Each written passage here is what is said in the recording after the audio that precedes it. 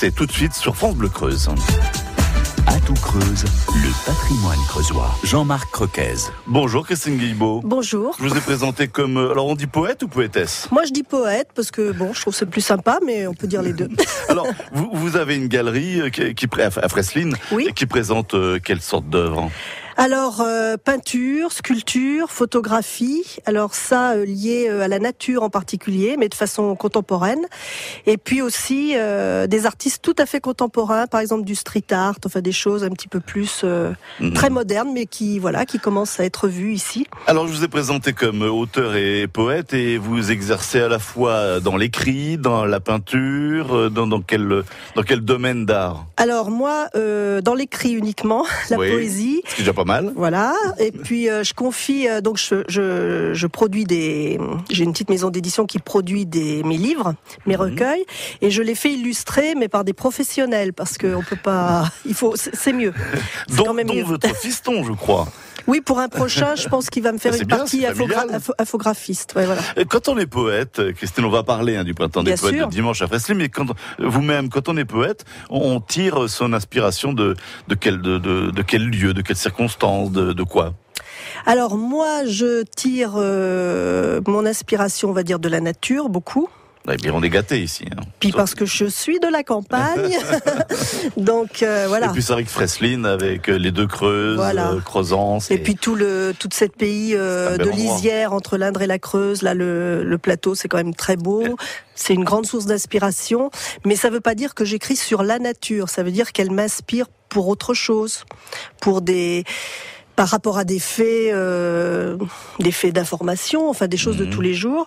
Et j'écris beaucoup aussi en réaction à certaines, une information, un fait qui arrive ailleurs, à quelqu'un d'autre. Voilà. J'aime beaucoup, oui. Et puis ça peut être aussi un petit peu pour remuer les choses, un petit peu, essayer de faire prendre conscience aux gens de ce qu'ils vivent, d'où ils vivent et de ce qu'ils vivent. Un exemple, Christine ? Eh bien, par exemple, la parenthèse que j'ai écrite en 2007. Alors, je tiens à la date parce que c'est important. Je l'ai fait paraître en 2008 et c'était un long poème, un recueil d'un long poème qui était sur la mondialisation, sur le fait que l'argent était un petit peu dominant. Notre chef de pensée. Je disais que qu'ils allaient venir du sud avec leurs pieds pleins de cendres dans nos contrées, et c'est arrivé, vous voyez. Donc on est un petit peu, je parlais des laboratoires, alors bien sûr tout ça en mots poétiques, mais qui est un gros machin au-dessus de nous, et je pense qu'on est un peu dirigé par ces gens-là, on n'est pas dirigé par les banques, mais par quelque chose au-dessus.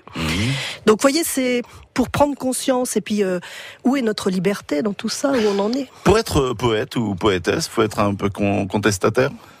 Alors je pense que la poésie du XXe siècle, après le surréalisme, qui a été une grande déflagration, il y a eu une partie de la poésie qui, est contestataire. Et j'en profite, je prends 2 minutes pour vous dire que l'édition cette année, parce que le Printemps des Poètes, c'est national, vous le savez. Oui.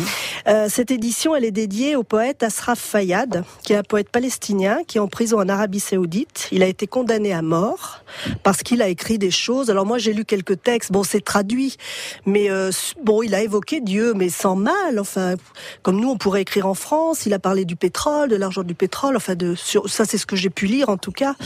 Et il a été quand même condamné à mort. Et en fait, il y a eu beaucoup de pétitions, il y a eu beaucoup de choses. Et maintenant, il est condamné donc par l'Arabie Saoudite à 8 ans de prison et 800 coups de fouet pour ses écrits poétiques. Donc, vous voyez, la poésie. Oui, où ça peut mener. Où ça peut mener. Mais c'est parce que on peut dire des choses en poésie qu'on ne dit plus autrement. Vous voyez, on n'est pas censuré. Sous Louis XIV, Bossuet, qui n'était pas forcément un poète, mais en tout cas un grand orateur, parlait très franchement au roi sous couvert de mélis, de sermons. Voilà. On peut se permettre. Donc, vous voyez, aujourd'hui encore, je pense que le théâtre et la poésie sont des espaces de liberté. Alors, c'est la 18e édition du Printemps des Poètes au plan national, puis la 4e à Fresline. Entre la première édition et celle de cette année, quelles ont été les modifications et quelle était l'évolution ? Alors, évolution du public déjà, un public qui est venu déjà nombreux la première année, j'étais assez contente, et puis l'année dernière, ça a été vraiment top, au niveau du public, parce que le public était très nombreux, et au niveau des poètes, parce qu'on avait je me rappelle plus bien, entre 10 et 15 poètes de 4 départements qui sont venus. J'aimerais que cette année ce soit encore comme ça. C'est déjà une belle organisation en une seule journée. Oui, sur un après-midi. Oui, même pas, une demi-journée en fait. Mais puis en plus, je crois que ça a plu à tout le monde parce que c'est très varié, très riche et très varié. Il y a du slam, il y a tout ce qu'on veut. Oui, parce que parfois on peut se dire la poésie, c'est pour les intellos, c'est élitiste. Du tout. C'est ce qu'on peut se dire. C'est ce qu'on se dit souvent. Voire ennuyeux.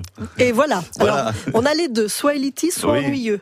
Et moi, je crois pas. Enfin, je m'évertue à faire un après-midi très gai où on aborde aussi des thèmes sérieux. Oui, plus sérieux, où on évoque le thème national, donc cette année le grand 20e. Et puis voilà, on a des choses un petit peu loufoques, on a des performances avec de la musique, avec plein de choses. Le grand 20e, on peut détailler ? Alors le grand 20e, en fait, le souhait de Jean-Pierre Siméon, qui est donc le fondateur et directeur artistique du Printemps des Poètes, c'est de parler de cette grande poésie du 20e, d'Apollinaire à Bonnefoy, pour montrer cette grande évolution qu'il y a eu à partir du dadaïsme, du surréalisme, et pour en arriver à ce non-conformisme de la poésie actuelle. Donc c'est évoquer les grands noms. Donc là, il n'y a pas de... Vous savez, l'année dernière, c'était Max Jacob, je crois, ou non, c'était l'école de Rochefort, je ne sais plus, il y en a plusieurs. Mais là, on n'évoque pas un poète en particulier. C'est vraiment tous ces grands poètes, mais c'est immense. Le 20e, c'est immense. C'est foisonnant, oui. Ah ouais. Et je crois que les gens se rendent pas compte des grands noms que nous avons. Alors nous, on va évoquer, j'avais prévu Apollinaire, parce qu'il faut faire un choix. Bien sûr, Apollinaire, Bonnefoy, mais Guy Vic, on l'a déjà fait. Là, on va faire Supervielle, je pense, Paul Éluard. On va faire Juliette d'Arles parce que c'était aussi une poétesse majeure du XXe siècle et elle est originaire de notre région. Du Limousin. Voilà. On en profite de tout à côté de Maine, à côté de Fresline. Donc voilà. On va en profiter. Très bien, Christine Guilbault. On va continuer à parler avec vous de ce printemps des poètes qui se décline un peu partout en France et notamment à Fresline.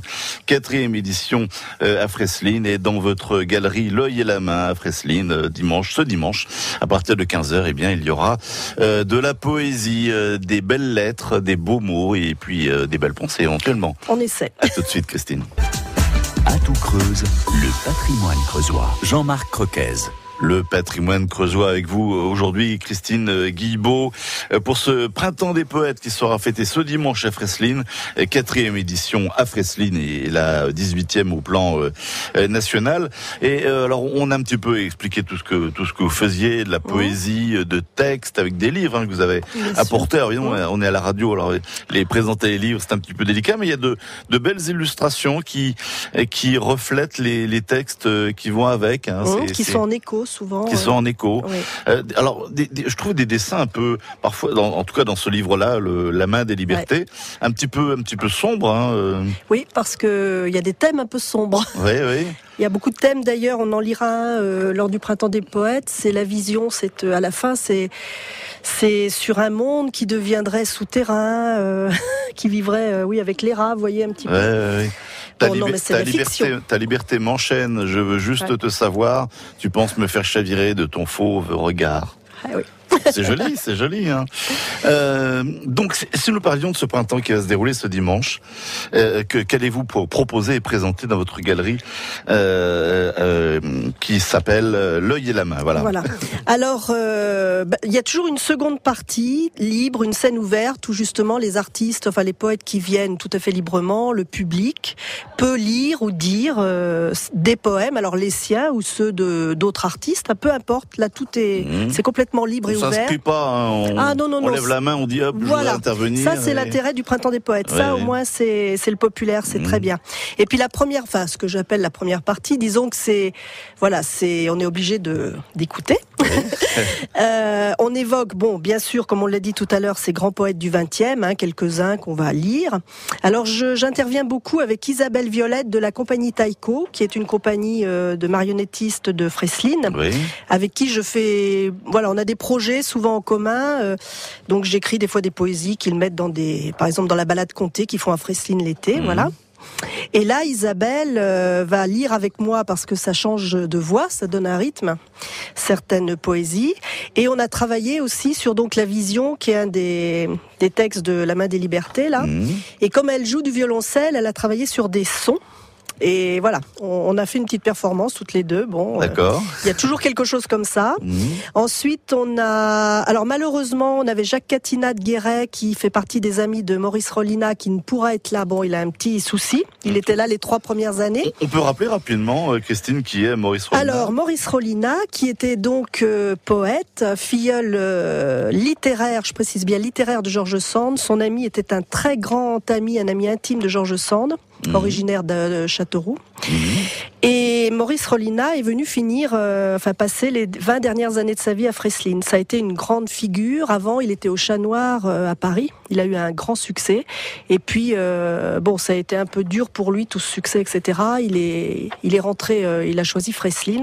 C'est vrai qu'entre Rollina et George Sand, le nord de la Creuse et le sud de l'Indre, c'est une région très littéraire, oui. un petit peu méconnue. Il reste ces trois-là, d'ailleurs, mais en tout cas, le Nohant, la Belle Dame de Nohant, c'est dans l'Indre. Quand même, voilà. George Sand, Boussac au château George Sand tout aussi, et puis Freslin avec sûr, lui Crozant, aussi, Freslin. Les peintres. Et puis on est dans la vallée des peintres, entre Berry et Limousin. Donc ça doit inspirer ces beaux paysages. Ça inspire, et puis c'est George Sand qui l'a fait connaître, avec sa venue à Crozant, avec Chopin entre autres. Donc on doit beaucoup à George Sand. On peut dire un peu vulgairement que George Sand a été une locomotive. Oh oui. C'est pas joliment dit, mais en tout cas. C'est bien ça. Voilà, c'est ça. Tout à fait ça. Et donc voilà, Maurice Rollina, c'est quelqu'un, on peut pas l'oublier. Et donc chaque printemps des poètes, justement avec Jacques mais avec d'autres, et on en dira de toute façon, on relit quelques poésies de Maurice Rollina. Voilà.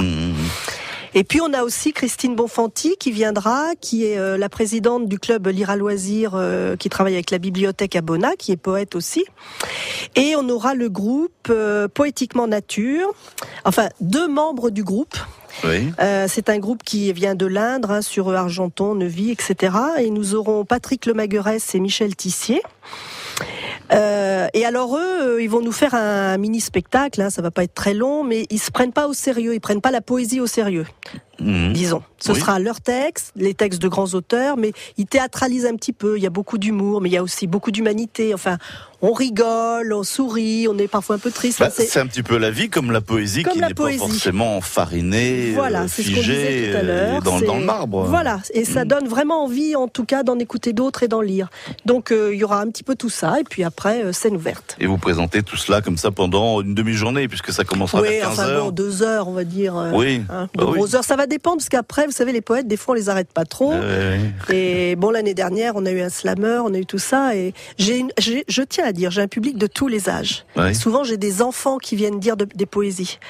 Je vais aussi afficher des poésies que j'ai travaillées dans le temps périscolaire avec les enfants du Grand Bourg. Et ils ont fait des belles choses. Donc c'est bien. C'est pas figé. La jeune génération s'intéresse à la poésie. Généralement, il y a un enfant qui vient lire ce qu'il a écrit. J'ai quelques petits poètes en herbe dans le coin. Oui, c'est bien. Qui sont pleins de talent et pleins d'ambition. Oui, et de sentiments aussi, parce que la poésie, c'est du sentiment. Et puis beaucoup à leur âge. C'est du sentiment beaucoup à leur âge. Mais ça fait plaisir. Exactement. Puis on a des personnes très âgées. Et puis on a le milieu.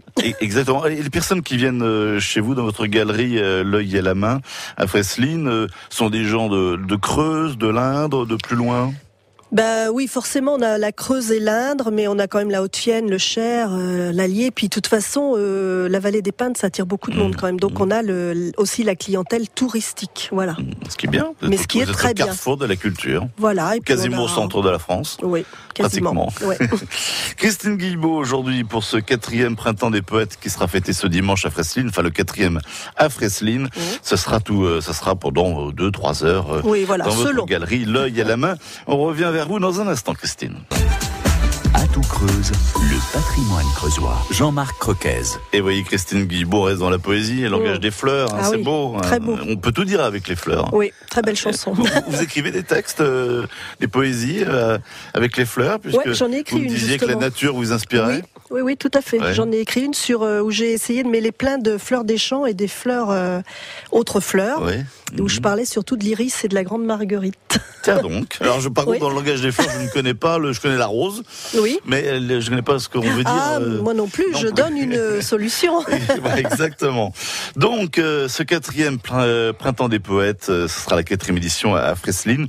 Mais, vous organisez plein d'autres choses, hein, Christine Guilbaud, avec votre galerie à Fresselines. Oui, enfin, c'est-à-dire la galerie et l'association Confluence Berry Marche aussi, qui organise justement le printemps des poètes avec. Alors, on peut parler de cette association Confluence Berry Marche. Quel est son but? Alors c'est culturel, hein, en fait, beaucoup autour de l'écrit, alors le printemps des poètes, bien sûr. Le 22 mai, on a une journée où on a quelques auteurs, 7-8 auteurs, hein, généralement. Et cette année, c'est sur le carnet de voyage et le livre d'images. Et on a d'ailleurs Isabelle Maïna qui est en Isère et qui nous fait le plaisir de venir nous présenter ses carnets de voyage. C'est vrai qu'en Isère, avec ses belles montagnes. Ouais, mais c'est parce qu'elle voyage. Elle voyage. Voilà. Elle fait un carnet de voyage animalier, mais il y a des animaux d'Amérique, je crois, enfin plein de choses. Ensuite, on a l'Université libre d'été, qui sera 30 et 31 juillet cette année. À la salle polyvalente. À la salle polyvalente. Donc là, c'est découvrir le monde, le thème. Nous avons Thierry Pacaud, philosophe et urbaniste, et Bernard Fauconnier, écrivain. Alors ça, c'est très important, hein, parce que c'est des conférences et ateliers, c'est très intéressant. Parce que le thème de cette année, habiter le monde, hein, ça englobe beaucoup de choses. Beaucoup de choses. Donc cette année, on va parler un petit peu d'urbanisme, justement, de peinture aussi, parce que Bernard Fauconnier viendra nous parler peinture. Et je pense que l'année prochaine, nous aurons probablement Gilles Clément, donc on parlera paysage. On va continuer ce thème sur plusieurs années. Le monde qui nous entoure, c'est à la fois la nature, les arbres, les forêts, les champs et aussi les villes. Ça va déboucher même sur peut-être l'univers avec un peu de physique. Enfin, c'est très très ouvert. Hein. D'autant plus que l'homme est en train de sortir de son berceau, d'explorer le reste. Hein. Voilà. Et ensuite, alors on a aussi un conte qui se tiendra dans l'Université libre le 31 juillet avec Corinne Duchesne. Donc là, c'est Contes et légendes du Val-de-Creuse. Une très bonne conteuse qui tourne sur toute la France. Et puis, on aura le 21 août à l'église de Fresselines un concert Chopin avec Louise Taylor, qui est une habitante anglaise de Fresselines l'été. Et moi, puisque c'est du Chopin, je lirai quelques textes, quelques passages de sa correspondance de George Sand. Voilà. Donc, passionné. Voilà. Et puis ensuite, au mois de septembre, les 2 derniers dimanches, on aura les journées poétiques liées à l'école de Rochefort cette année et Cadou, René-Guy Cadou. Et puis on a aussi des ateliers d'écriture sur rendez-vous. Enfin voilà, plein de choses. Qu'a-t-elle de particulier cette école de Rochefort? À part d'être à Rochefort ou issu de Rochefort. C'était leur nom parce que mais c'était beaucoup Cadou, Guy Vic, enfin de très très bons poètes issus de la Résistance. Est-ce que c'était des textes marins? Rochefort, non, c'est Cadou, il y a beaucoup la nature, mais c'est surtout Guy Vic, c'est la nature aussi, mais c'est la résistance, hein, c'est tout ça, hein, c'est des textes assez forts. Hein. Donc vous organisez beaucoup de choses, hein, Christine Guilbaud. J'essaie.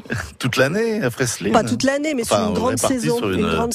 Une grande partie de l'année. Oui. Et donc finalement, la saison commence avec ce printemps des poètes. Voilà. Puis après, ça commence vraiment au mois de mai, parce que les expos commencent au mois de mai, mais voilà, moi je commence en mars. Voilà. J'ai un petit texte là d'un de vos livres, La parenthèse, c'est le titre du livre. Christine Guilbaud avec des illustrations de François Désiré.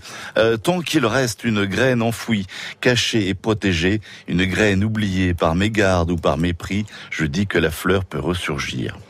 Voilà, ça c'est un message d'espoir. C'est symbolique, hein, parce qu'on peut oublier la petite graine, c'est tout un symbole, c'est la vie, la connaissance qui peut être dissimulée, invisible, mais qui existe et qui demande un petit arrosage, et un petit peu d'eau et puis du soleil. Et puis dans le contexte, c'était aussi un peu la petite graine, vous savez qu'on ne veut plus que les graines maintenant soient reproductibles. Hein, oui, tout à fait, breveté vendu par des commerçants. Le brevet sur le vivant, donc c'était un peu aussi... Il y avait un message, il y a un petit message. Il faut toujours chercher le message dans la poésie.